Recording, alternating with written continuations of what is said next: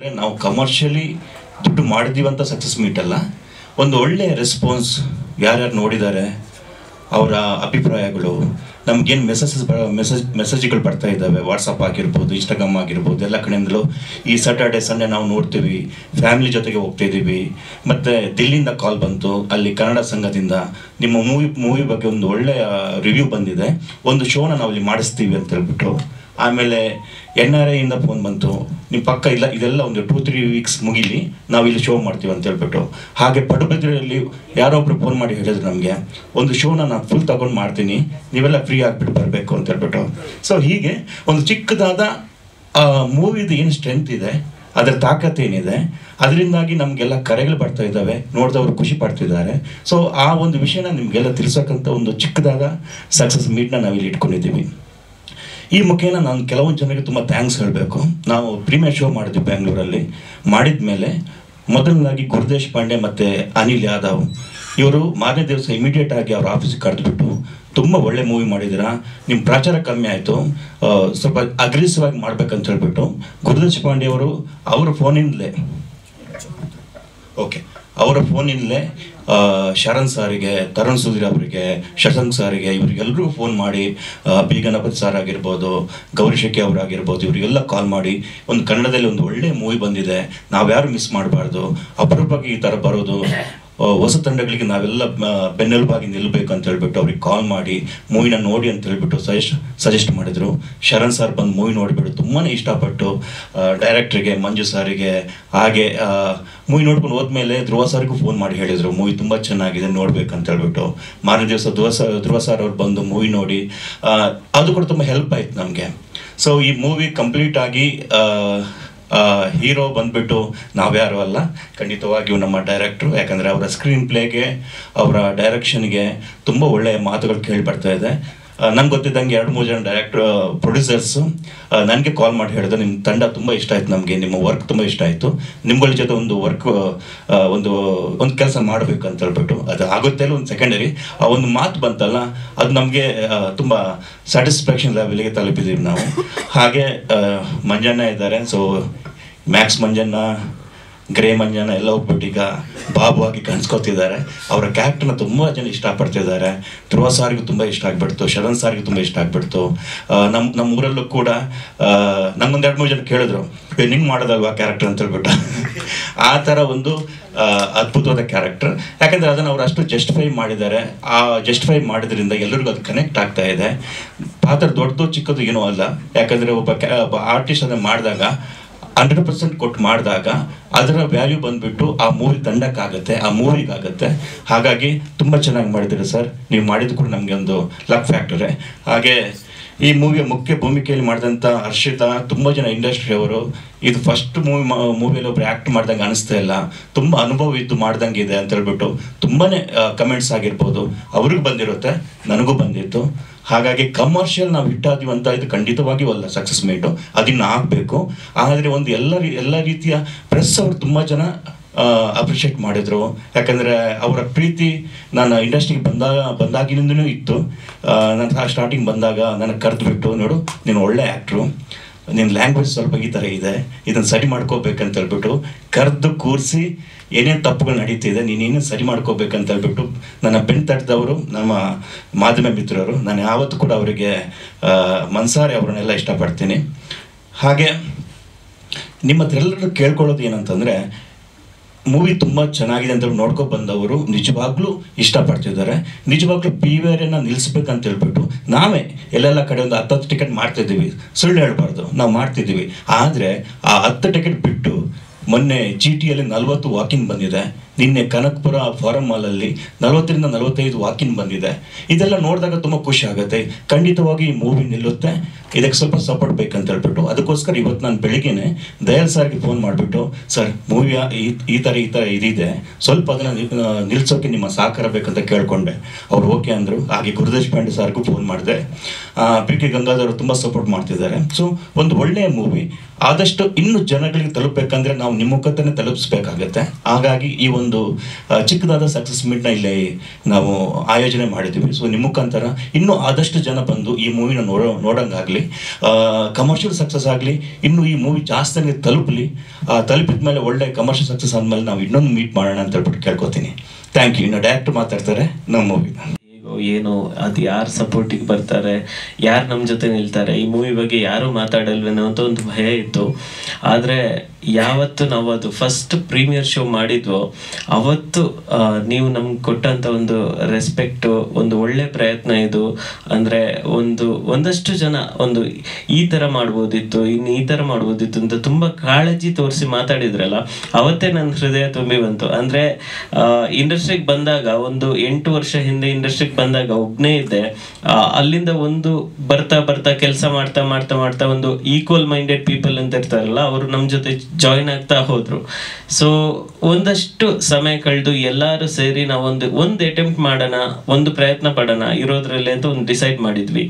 So ಆ ತಂಡವಾಗಿ ಒಂದು ಪ್ರಯತ್ನ ಮಾಡಿದ್ವಿ. ಬಟ್ ಆ ಪ್ರೀಮಿಯರ್ ಶೋ ನಂತರ ನೀವೆಲ್ಲರೂ ನಮ್ ತಂಡ ಆಗಿ ನಿಂತ್ರಲ್ಲ, ಅದಕ್ಕೆ ನಿಮ್ಗೆ ತುಂಬ ಹೃದಯದ ಧನ್ಯವಾದ. ಸೊ ಆಮೇಲೆ ಅದೇ ಇಂಡಸ್ಟ್ರಿಯಲ್ಲಿ ಆ್ಯಕ್ಚುಲಿ ನಮಗೆ ಅಷ್ಟೊಂದು ದೊಡ್ಡ ಐಡೆಂಟಿಟಿ ಇರಲಿಲ್ಲ. ಮಂಜಣ್ಣ ಗೊತ್ತು ಎಲ್ರಿಗೂ, ಯಶಣ್ಣ ಒಂದಷ್ಟು ಕೆಲಸ ಮಾಡಿದ್ದಾರೆ, ನಮ್ಮ ತಂಡದಲ್ಲಿರೋ ಒಂದಷ್ಟು ಜನ ಕೆಲಸ ಮಾಡಿದ್ದಾರೆ. ಆ ಟೈಮಲ್ಲಿ ಒಂದು ಇಂಡಸ್ಟ್ರಿಯಲ್ಲಿ ಇದೊಂದು ಹೊಸ ಸಿನಿಮಾ ಬರ್ತಿದೆ ಅಂದಾಗ ಒಂದು ಐಡೆಂಟಿಟಿ ಬೇಕಿತ್ತು. ಆ ಟೈಮಲ್ಲಿ ಫಸ್ಟು ಸುನಿ ಸರ್ ನಿಂತರು ನಮ್ಮ ಜೊತೆ. ಸುನಿ ಸರ್ ಸಿನಿಮಾ ಇಷ್ಟಪಟ್ಟು ಈ ಥರ ಪ್ರಯತ್ನಗಳು ಕನ್ನಡದಲ್ಲಿ ಬರಬೇಕು. ಅವ್ರು ಹೇಳೋದು ಒಂದೇ ಮಾತು, ನಿಮ್ದೊಂದು ಸಿನಿಮಾ ಅಲ್ಲ, ಈ ತರ ಒಂದು 10 ಸಿನಿಮಾ ಬರಬೇಕು. 10 ಸಿನಿಮಾ ಬ್ಯಾಕ್ ಟು ಬ್ಯಾಕ್ ಬಂದಾಗ ಹೊಸಬ್ರ ಸಿನಿಮಾನ ಜನ ಟ್ರಸ್ಟ್ ಮಾಡಕ್ ಸ್ಟಾರ್ಟ್ ಮಾಡ್ತಾರೆ. ಹಾಗೆ ಹೇಳ್ತಾ ಅವ್ರು ನಮ್ಮ ಬೆನ್ನಿಗೆ ನಿಂತರು. ಆಮೇಲೆ KV ಅಂದು Supreeth sir, BK Gangadhar sir ಅವರೆಲ್ಲ ಸಪೋರ್ಟಿಗೆ ನಿಂತಿದ್ದಕ್ಕೆ ನಾವು ಇವಾಗ ಒಂದು ಕರ್ನಾಟಕದಾದ್ಯಂತ ಒಂದು ರಿಲೀಸ್ ಮಾಡಕ್ ಸಾಧ್ಯ ಆಯಿತು. ಸೊ ಅವರಿಗೆಲ್ಲ ಥ್ಯಾಂಕ್ಸ್ ಹೇಳ್ತೀನಿ. ಆಮೇಲೆ ಅದೇ ಪ್ರೀಮಿಯರ್ ಶೋ ಆದಮೇಲೆ ನೆಕ್ಸ್ಟ್ ರಿಲೀಸ್ ಆದಮೇಲೆ ಒಂದಷ್ಟು ಜನ ಸಿನಿ ಪ್ರೇಮಿಗಳು ಏನು ಈ ನಮ್ಮ ಟ್ರೈಲರು ಅದು ಇದು ನೋಡ್ಕೊಂಡು ಬಂದಿದ್ರು, ಅವರೆಲ್ಲರೂ ಇನ್ಸ್ಟಾಗ್ರಾಮಲ್ಲಿ ಅಲ್ಲಿ ಇಲ್ಲಿ ಎಲ್ಲರೂ ಮೆಸೇಜ್ ಮಾಡಿ ಚೆನ್ನಾಗಿದೆ ಅಂತ ಹೇಳ್ತಿದ್ದಾರೆ.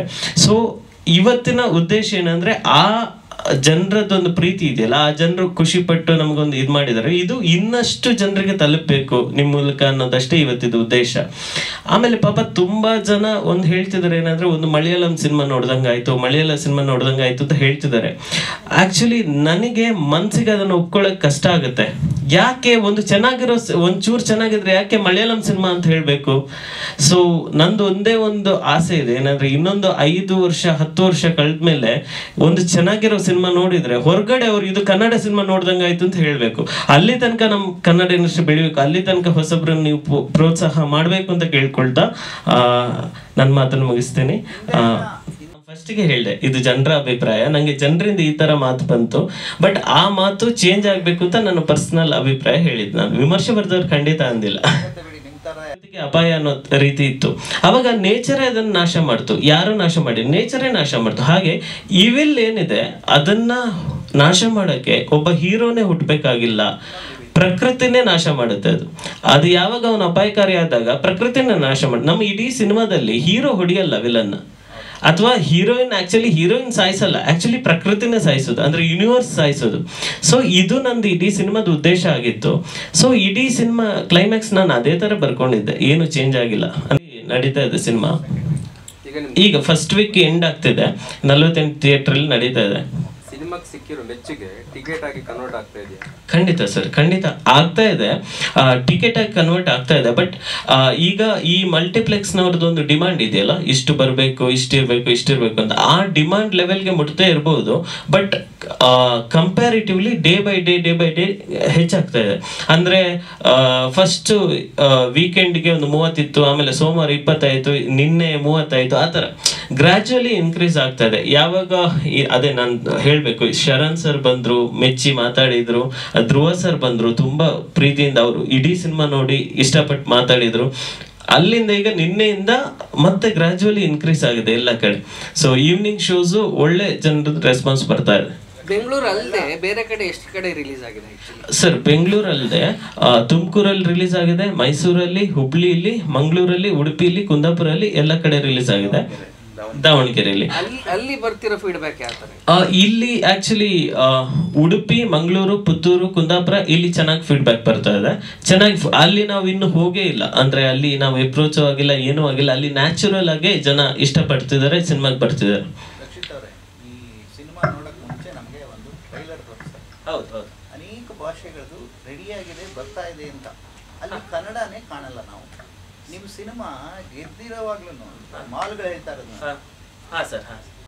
ನೀವು ಹೋರಾಟ ಮಾಡಿ ಅವ್ರಿಗೆ ಹೇಳ್ಬೇಕು. ನೀವು ಬರೀ ನಾವೆಲ್ಲ ಭಾಷೆದು ನೋಡ್ತೀವಿ, ಅಲ್ಲಿ ಕನ್ನಡ ಒಂದು ಬಿಟ್ಟು 45 ಅಂತ ಸಿನಿಮಾ ಬರ್ತದೆ, ಅದು ಕೂಡ ಇಲ್ಲ ಅಲ್ಲಿ. ನಿಮ್ಮ ಸಿನಿಮಾ ಸ್ವಲ್ಪ ಅವರಿಗೆ ಆಗಿಲ್ಲ. ಶುರು ಮಾಡ್ಬೇಕು ಅಂತ ಅವ್ರು ಒತ್ತಾಯ ಮಾಡ್ಬೇಕು. ನೀವು ಅವ್ರಿಗೆ ಮಾಲ್ ಅಲ್ಲಿ ಸಿನಿಮಾಗಿಂತ ಮುಂಚೆ ಬರೋ ಟ್ರೈಲರ್ ಹೌದು, ಸಿನಿಮಾಗಳು ನಮ್ಮ ತಯಾರಿ ಮಾಡ್ತಾರೆ ರೆಡಿಯಾಗಿ 20ನೇ ತಾರೀಕು 27ನೇ ತಾರೀಕು. ಇಲ್ಲ ಸರ್, ಅದು ನಾನು ಹೇಳ್ತೀನಿ. ಮಾಲ್ ಅಲ್ಲಿ ಈಗ PVR ಅಲ್ಲೆಲ್ಲ ಸಿನಿಮಾಗಿಂತ ಮುಂಚೆ ಬರೋ ಟ್ರೈಲರ್ ಇದೆಯಲ್ಲ ಸರ್, ಅದಕ್ಕೆ ನಾವು ಪೇ ಮಾಡ್ಬೇಕಾಗುತ್ತೆ. ಅಂದ್ರೆ ಅವ್ರದ್ದು ಪೇ ಸೆನ್ಸರ್ ಆಗಿದೆ ಸರ್, ಸೆನ್ಸರ್ ಆಗಿ ರೆಡಿ ಇದೆ. ಬಟ್ ಅದಕ್ಕೆ ಅವ್ರದ್ದು ಪೇಮೆಂಟ್ ಇದೆ ಸರ್. ಆ ಪೇಮೆಂಟ್ ಆಕ್ಚುಲಿ ನಮ್ಮ ಹತ್ರ ಇರೋ ಪಬ್ಲಿಸಿಟಿ ಬಜೆಟ್ ಕಂಪೇರ್, ಅದು ನಮಗೆ ಗೊತ್ತಿತ್ತು. ಅಲ್ಲಿ ಅದಕ್ಕೆ ಒಂದಷ್ಟು ಪೇ ಇದೆ. ಇದು ಆಲ್ ಓವರ್ PVR ಅಲ್ಲಿ ಆ ಸ್ಲಾಟಿಗೆ ಬರ್ಬೇಕಾದ್ರೆ ಒಂದು ಪೇಮೆಂಟ್ ಇದೆ. ಸೊ ಅದು ನಮ್ಮ ಬಜೆಟ್ ಇಂದ ಹೊರಗಿತ್ತು ಸರ್, ಹಾಗಾಗಿ ನಾವು ಅದನ್ನ ತಗೊಳ್ಳಿಕ್ಕೆ ಆಗ್ಲಿಲ್ಲ. ಹೌದೌದು, ಖಂಡಿತ ಅದಕ್ಕೊಂದು ಪೇಮೆಂಟ್ ಇದೆ ಸರ್. ಸೊ ಅಣ್ಣ, ಇವರು 2 years ಡೈರೆಕ್ಟ್ರು ಈ ಸಿನಿಮಾ ರಿಲೀಸ್ ಮಾಡಬೇಕು ಅಂದಾಗ ಒಂದು 2 years ಒಂಥರ ಇದಾಗ್ಬಿಟ್ಟಿದ್ರು. ಅಂದರೆ ಯಾರು ರಿಲೀಸ್ ಮಾಡ್ತಾರೆ, ಹೇಗೆ ಏನು ಅಂತ. ಆವಾಗ ನಮಗೆ ಬಂದಿದ್ದು ಸಿಂಪಲ್ ಸುನೀಲ್ ಸರ್, ಅದಾದಮೇಲೆ ಗಂಗಾಧರ್ ಸರ್ ಎಲ್ಲ ಬಂದಾದ್ಮೇಲೆ ಈಗಲೂ ನಾವು ಸಿಂಗಲ್ ಸ್ಕ್ರೀನ್ಸಲ್ಲಿ ಏನಾದರೂ ನಾವು ಮೂವಿ ಹಾಕಬೇಕು ಅಂದರೆ ಫಸ್ಟ್ ಅಡ್ವಾನ್ಸ್ ಕೇಳ್ತಾರಣ್ಣ. ನೀವು ಹೊಸಬ್ರಲ್ವಾ, ನಿಮ್ದು ಏನು ಕರೆಕ್ಷನ್ ಆಗುತ್ತೋ ಏನೋ ಗೊತ್ತಿಲ್ಲ, ಫಸ್ಟೇ ಒಂದು ರೆಂಟ್ ಪೇ ಮಾಡಿ ಆಮೇಲೆ ಅಂತ. ಬಟ್ ನಮಗೆ ಇವಾಗ ಆ ರೆಂಟ್ ಪೇ ಮಾಡೋಕ್ಕೂ ಇವ್ರ ಬಜೆಟಲ್ಲಿ ಇಲ್ಲದೆ ಇರೋ ಕಾರಣ ಇವಾಗ ರೆಂಟ್ ಪೇ ಮಾಡಂಗಿದ್ದಿದ್ರೆ ಅಟ್ಲೀಸ್ಟ್ ಒಂದು ಕಾಮಾಖ್ಯ, ಸಿದ್ದೇಶ್ವರ ಒಂದಷ್ಟು ಸಿಂಗಲ್ ಸ್ಕ್ರೀನ್ಸಲ್ಲಿ ಇದು ತುಂಬಾ ಚೆನ್ನಾಗಿ ಹೋಗ್ತಿತ್ತಣ್ಣ. ಅಂದರೆ ನಮ್ಮ ಸಬ್ಜೆಕ್ಟ್ ತುಂಬಾ ಚೆನ್ನಾಗಿ ಹೋಗ್ತಿತ್ತು. ಇವಾಗ ನನಗೂ ಆ ಯತ್ನ ಇಲ್ಲ, ಇವಾಗ ಟೀಮ್ ಮೆಂಬರ್ ಆಗಿ ಆ ಥರದ್ದು ಯತ್ನ ಇಲ್ಲ. ಇವಾಗ ಒಂದು ಥಿಯೇಟ್ರ್ ನಾವು ರೆಂಟಿಗೆ ಅಂತ ತೊಗೊಂಡ್ರು 3-4 ಲಕ್ಷ ಆಗುತ್ತಣ್ಣ. ಇವಾಗ ಪರ್ಸೆಂಟೇಜ್ ಹೌದಣ್ಣ, ಇವಾಗ ನಮ್ಮಂತವ್ರು ಕೊಡಲ್ಲಣ್ಣ, ಇವಾಗ ಹೊಸಬ್ರಿಗೆ ಕೊಡಲ್ಲ. ಅಲ್ಲ, ಇವಾಗ ಅವ್ರ ಹತ್ರನೇ ಮಾತಾಡಿ ಸುಮಾರು ಕಡೆನೂ ನಾವು ಮಾತಾಡಿ ಅದೆಲ್ಲ ಪ್ರಯತ್ನ ಪಟ್ರೂ ಹೌದು ರೆಂಟ್ ಕೊಡೋಕ್ಕಾಗಲ್ಲ. ಪರ್ಸೆಂಟೇಜ್ಗೂ ನಮ್ಮ ಸ್ಕ್ರೀನ್ಸ್ ಕೊಟ್ಟಿಲ್ಲ ನಾನು, ಸಿಂಗಲ್ ಸ್ಕ್ರೀನ್ಸು. ಹಾಗಾಗಿ ನಾವು ಮಲ್ಟಿಫ್ಲೆಕ್ಸ್ ಮಾತ್ರ ಗಮನ ಹರಿಸಿದ್ವಿ. ಹಾಗಾಗಿ ಮಲ್ಟಿಫ್ಲೆಕ್ಸಲ್ಲಿ ತುಂಬ ಚೆನ್ನಾಗಿ ಅಲ್ಲಿ 15 ಮೆಂಬರ್ಸ್ ಅಣ್ಣ. ಅದು ಅವಾಗಿಂದನೂ ರೂಲ್ಸ್ ಇರೋದು. 15 ಜನ ಬಂದರೆ ಶೋ ಆಗ್ತೀವಿ, ಅದಕ್ಕಿಂತ ಮುಂಚೆ ಅನ್ನೋದು 15 ಜನ. ಹೌದಣ್ಣ, ಅದು ಫಸ್ಟಿಂದನೂ ಅದೇ ಇರೋದು, 15 ಜನ. ಅಂದ್ರೆ ಈಗಿರೋ ಶೋಸ್ ಅಲ್ಲೇನೆ ಚೆನ್ನಾಗಿ ಇನ್ನೊಂದು 2 ವಾರ ಎಲ್ಲ ಜನ ಬಂದು ತುಂಬಿ ಓಡಿದ್ರೆ ಸಾಕು. ಈಗಿರೋ ಫೀಡ್ಬ್ಯಾಕ್ ಪ್ರಕಾರ ಏನಾದ್ರು ಬಿಸ್ನೆಸ್ ಎಂಕ್ವೈರೀಸ್ ಬರ್ತಾ ಇದೆಯಾ ಡಿಜಿಟಲ್? OTTಗೆ ಆಕ್ಚುಲಿ ಇಲ್ಲಿ ತನಕ ಯಾವ್ದು ಎನ್ಕ್ವೈರೀಸ್ ಬಂದಿಲ್ಲ, ಔಟ್ರೈಟ್ ಪರ್ಚೇಸ್ಗೆ ಯಾವ್ದು ಎನ್ಕ್ವೈರೀಸ್ ಬಂದಿಲ್ಲ. ಸೊ ಸಿಚುವೇಶನ್ ಹೇಗಿದೆ ಅಂದ್ರೆ, ಕನ್ನಡ ಸಿನಿಮಾದಲ್ಲಿ ಒಂಚೂರು ದೊಡ್ಡ ಸಿನಿಮಾ ಬಿಟ್ಟು ಬೇರೆ ಸಿನಿಮಾಗೆ ಅವರು OTT ಅವರು ಯಾಕೆ ಅಂತ ಗೊತ್ತಿಲ್ಲ, ಅವ್ರದ್ದು ಯಾಕೆ ಇಲ್ಲೊಂದು ಟೀಮ್ ಇಲ್ಲ, ಯಾಕೆ ಇಲ್ಲೊಂದು ಸೋರ್ಸ್ ಮಾಡ್ತಿಲ್ಲ ಅವರು ಅಂತ ನಂಗೆ ನಿಜವಾಗ್ಲೂ ಐಡಿಯಾ ಇಲ್ಲ. ಅವ್ರು ಕನ್ನಡ ಸಿನಿಮಾನ ಔಟ್ರೈಟ್ ಆಗಿ ನಿಲ್ಲಿಸ್ಬಿಟ್ಟಿದ್ದಾರೆ. ಅಂದ್ರೆ ಔಟ್ರೈಟ್ ಆಗಿ ನಾವು ಪರ್ಚೇಸೇ ಮಾಡಲ್ಲ ಅಂತ ಹೇಳ್ತಿದ್ದಾರೆ. ಬಟ್ ಪೇಪರ್ ವ್ಯೂಗೆ ಓಪನ್ ಇದೆ. ಸೊ ಪೇಪರ್ ವ್ಯೂಗೆ ಖಂಡಿತ ಇದಾಗುತ್ತೆ. ಸೊ ಅಲ್ಲಿವರೆಗೆ ವೇಟ್ ಮಾಡಬೇಡಿ, ಥಿಯೇಟರ್ಗೆ ಬಂದು ನೋಡಿ. ಡಿಸ್ಟ್ರಿಬ್ಯೂಟರ್ ಸ್ಟ್ರಾಂಗ್ ಆಗಿತ್ತು ಅಂದ್ರೆ ಕೊಡ್ತಾರೆ, ಪರ್ಸೆಂಟೇಜ್ ಪಕ್ಕಾ ಕೊಡ್ತಾರೆ. ಅಂದರೆ ಆ ಪ್ರಯತ್ನಕ್ಕೆ ಹೋಗ್ಬೋದಣ್ಣ. ಇವಾಗ ನಾವು ಅದಕ್ಕೋಸ್ಕರನೇ 1 ವೀಕು ಅಂತ ಕಾದಿದ್ವಿ. ಇವಾಗ ನಾನು ಇವರಿಗೆ ಫೋರ್ಸ್ ಮಾಡ್ದೆ, ಇವನ್ 2-3 ಡೇಸಿಂದ ಇವ್ರಿಗೆ ಫೋರ್ಸ್ ಮಾಡೋಕ್ಕೆ ಬಂದೆ. ಯಾಕಂದರೆ ನಮ್ಮದು ಇವಾಗ ನನ್ನ ಹೆಸರಿಗೆ ನಮ್ಮ ಮಾಲೂರು ಥಿಯೇಟ್ರಲ್ಲಿ ರಿಲೀಸ್ ಆಯಿತು ಅಂದರೆ, ಇವಾಗ ಬಿಗ್ ಬಾಸ್ ಮಂಜು ಇವಾಗ ಏನೋ ಮ್ಯಾಕ್ಸ್ ಸಿನಿಮಾ ಮಾಡಿರೋದಕ್ಕೆ ಮಾಲೂರು ಥಿಯೇಟ್ರಲ್ಲಿ ಆಯಿತು ಅಂದರೆ 1 ವೀಕಲ್ಲಿ ಒಂದಷ್ಟು ಕಲೆಕ್ಷನ್ ಆಗುತ್ತಲ್ಲ. ಅದಾಗಿ ಇವಾಗ ನಮಗೆ ಈ ಸಿನಿಮಾ ಆಡಿಯನ್ಸು ಇವಾಗ ಕಾಮಾಖ್ಯದಲ್ಲಿ 7 o'clock 9 o'clock ಶೋ ಆಯಿತು ಅಂದರೆ ಆ ಪ್ರಯತ್ನದಲ್ಲಿ ಇದ್ದೀವಿ. ನಾನು 2 ಡೇಸಿಂದ ಅದನ್ನೇ ಕೇಳ್ತಿದ್ದೀನಿ. ಅಂದರೆ ಸಿಂಗಲ್ ಸ್ಕ್ರೀನ್ಸಲ್ಲಿ ಇವಾಗ ಮಂಡ್ಯದಲ್ಲಿ ಒಂದು ಶೋನೋ, ಮೈಸೂರಲ್ಲಿ ಈ ಥರದ್ರಲ್ಲಿ ಒಂದಷ್ಟು ಸಿಂಗಲ್ ಸ್ಕ್ರೀನ್ಸಲ್ಲಿ ಓಪನ್ ಮಾಡೋಣ ಅಂತಲೇ ಪ್ರಯತ್ನ ಪಡ್ತಿದ್ದೀವಿ ಅಣ್ಣ. ಅದು ಆ ವಿಚಾರವಾಗೂ ಚರ್ಚೆಗಳು ಆಗ್ತಿದೆ. ನಾನೇ ಫೋರ್ಸ್ ಮಾಡ್ತಿದ್ದೀನಿ. ಅಂದರೆ ಒಳ್ಳೆ ಸಬ್ಜೆಕ್ಟು, ಒಳ್ಳೆ ಚೆನ್ನಾಗಿದೆ, ಬಂದು ನೋಡಿದವರೆಲ್ಲ ತುಂಬ ಚೆನ್ನಾಗಿ ಹೊಗಳ್ತಿದ್ದಾರೆ. ಹಾಗಾಗಿ ಆ ಪ್ರಯತ್ನದಲ್ಲಿದ್ದೀವಿ, ನೋಡೋಣ. ಅಲ್ಲ, ಯಶ್ ಇರ್ಬೋದು, ಇವ್ರು ಯಾವುದು ಬೇರೆ ಥಾಟೇ ಇಟ್ಕೊಂಡಿಲ್ಲ. ಇದನ್ನು ಮಂಜು ಕೈಯಲ್ಲೇ ಮಾಡಿಸ್ಬೇಕು ಅಂತಲೇ ಇತ್ತು. ಅದಕ್ಕೆ ಥ್ಯಾಂಕ್ ಯು ಸೋ ಮಚ್. ಅಂದರೆ ಒಬ್ಬ ಕಲಾವಿದನಿಗೆ ಅದೇ ಅಲ್ಲ ಮೇಡಮ್, ಒಳ್ಳೆ ಪಾತ್ರಗಳು ಸಿಕ್ತು ಅಂತಂದ್ರೆ ಆ ಪಾತ್ರ ನಾವು ಅದಕ್ಕೆ ತಕ್ಕಂಗೆ ನಾವೇನಾದರೂ ಜೀವ ತುಂಬಿ ಆ ಪಾತ್ರಕ್ಕೆ ನಾವು ಜೀವಿಸಿದ್ದೀವಿ ಅಂದರೆ ಆ ಪ್ರತಿಕ್ರಿಯೆ ಸಿಗುತ್ತಲ್ವ, ಎಲ್ಲರ ಕಡೆಯಿಂದ ಆ ಪ್ರಶಂಸೆ ಸಿಗುತ್ತಲ್ಲ, ಒಳ್ಳೆಯದು. ಅದಕ್ಕೆ all team thank you so much. ಹಾಗೆ ಪ್ರತಿಯೊಬ್ಬರು ಮಾಧ್ಯಮದವರು ಪ್ರತಿಯೊಬ್ಬರೂ ಫಸ್ಟ್ ಡೇಯಿಂದ ಹಿಡಿದು ನಮ್ಮದು ಏನು ಟ್ರೈಲರ್ ಲಾಂಚ್ ಮಾಡಿದ್ವಿ, ನಾವೇನು ಪಬ್ಲಿಸಿಟಿ ಮಾಡಿದ್ವು, ಅಲ್ಲಿಂದ ಇದುವರೆಗೂ ನೀವೆಲ್ಲ ಸಪೋರ್ಟ್ ಮಾಡ್ಕೊಂಡು ಬಂದಿದ್ದೀರಾ. ಅದಕ್ಕೆ ಥ್ಯಾಂಕ್ ಯು ಸೋ ಮಚ್. ಇನ್ನು ಅದು ಬಿಟ್ಟು ಇನ್ನು ಮಿಕ್ಕಿದೆಲ್ಲ ಟೀಮ್ ಅವ್ರು ಮಾತಾಡಿದ್ದಾರೆ.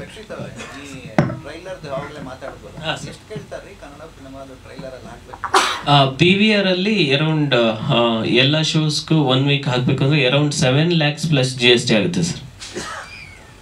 ಹೌದು ಸರ್, ಹೌದು ಸರ್. ಬರೀ PVRಗೆ 7 lakh ಪ್ಲಸ್ GST ಆಗುತ್ತೆ. ಫ್ಯಾಮಿಲೀಸ್ ಇಲ್ಲ ಕೋ ಆರ್ಟಿಸ್ಟ್ಗಳಾಗಲಿ ಹೇಳ್ತಾನೆ ಇರ್ತಾರೆ, ಎಲ್ಲೇ ಯೂಟ್ಯೂಬಲ್ಲಾಗಲಿ ಇನ್ಸ್ಟಾನಲ್ಲಾಗಲಿ ಫೇಸ್ಬುಕ್ಕಲ್ಲಾಗಲಿ ಎಲ್ಲ ಕಡೆ ಜಂಗಲ್ ಮಂಗಲ್ ಅಂತಲೇ ಇದೆ ಅಂತ ಹೇಳಿ. ಅದಕ್ಕೆ ಮೊದಲನೇದಾಗಿ ನಾನು ನಿಮ್ಮೆಲ್ರಿಗೂ ಧನ್ಯವಾದಗಳನ್ನ ಹೇಳಬೇಕು, ನಿಮ್ಮ ಮಾಧ್ಯಮ ಮಿತ್ರದವ್ರು ಎಲ್ರಿಗೂ. ಡೇ 1ಇಂದನೂ ಇಲ್ಲಿವರೆಗೂ ಎಲ್ಲರೂ ತುಂಬ ಸಪೋರ್ಟ್ ಮಾಡ್ಕೊಂಡು ಬಂದಿದ್ದೀರಾ. ಈ ಸಪೋರ್ಟ್ ಹೀಗೆ ಇರಲಿ.